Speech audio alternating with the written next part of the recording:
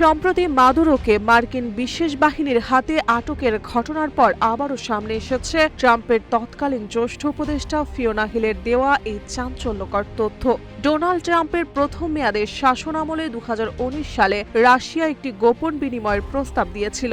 ভেনেজুয়েলার তৎকালীন president Nicolas মাদুরোর ওপর থেকে সমর্থন প্রত্যাহারে প্রস্তুত ছিল রাশিয়া। বিনিময়ে চাওয়া হয়েছিল যুক্তরাষ্ট্র ইউক্রেনের ওপর থেকে সমর্থন সরিয়ে নেওয়া।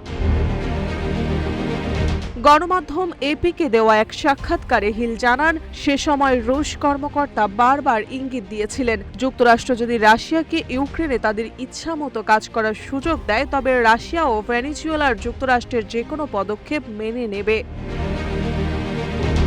2019 সালে মার্কিন কংগ্রেসের শুনানিতে হিল বলেছিলেন, রুশরা মূলত 19 শতকের মনরো ডকট্রিন বা মনরো নীতির আদালতে এই বিনিময়ের ধারণাটি প্রচার করেছিল। এই নীতি অনুযায়ী পশ্চিম গোলার্ধে ইউরোপীয় হস্তক্ষেপের বিরুদ্ধে বিনিময়ে যুক্তরাষ্ট্র ইউরোপীয় বিষয়ে হস্তক্ষেপ না করার প্রতিশ্রুতি দিয়েছিলেন। ট্রাম্প বর্তমানে ভেনেজুয়েলার মার্কিন হস্তক্ষেপের ন্যায্যতা দিতে এই নীতিটি ব্যবহার করেছেন। হিল জানান, যুক্তরাষ্ট্রে নিযুক্ত তৎকালীন রুশ রাষ্ট্রদূত আনাতোলি আন্তনোভ তাকে বহুবার এই ধরনের ইশারা ইঙ্গিত দিলেও রুশ কর্মকর্তারা কখনো আনুষ্ঠানিক প্রস্তাব দেননি। সে সময় হোয়াইট হাউস তাকে সাড়া দেননি এবং ইউক্রেন ও ভেনেজুয়েলাকে দুটি ভিন্ন ইস্যু হিসেবে গণ্য করা হয়েছিল।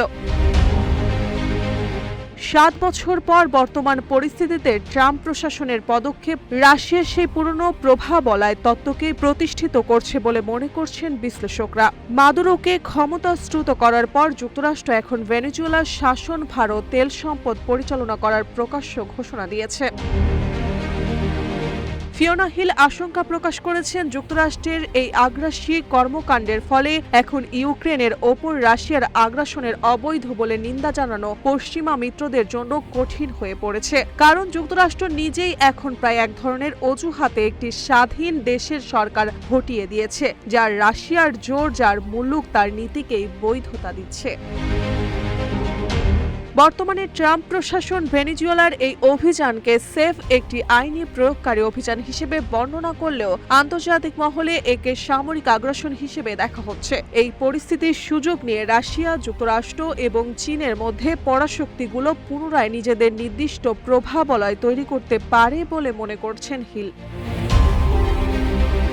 মাদুরোর পতনের পর ট্রাম্পের গ্রিনল্যান্ড দখল বা কলম্বিয়ার বিরুদ্ধে সামরিক ব্যবস্থার হুমকির ফলে বিশ্ব রাজনীতিতে এক অস্থির ও বিপজ্জনক মেরুকরণ তৈরি হয়েছে। হিলের মতে, যুক্তরাষ্ট্রের বর্তমান আচরণ ক্রেমলিনকে এই বার্তা দিচ্ছে, শক্তিশালী রাষ্ট্রগুলো এখন থেকে আন্তর্জাতিক আইনের তোয়াক্কা না করে ছোট রাষ্ট্রগুলোর ভাগ্য নির্ধারণ করতে পারবে।